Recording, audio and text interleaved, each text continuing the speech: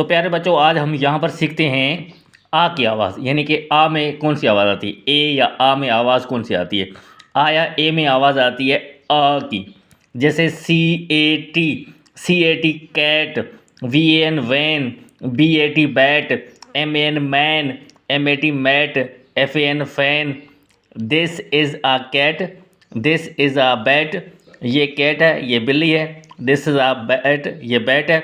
This is a van, ये गाड़ी है। दिस इज़ अ मैन, ये इंसान है या ये बंदा है या ये इंसान है।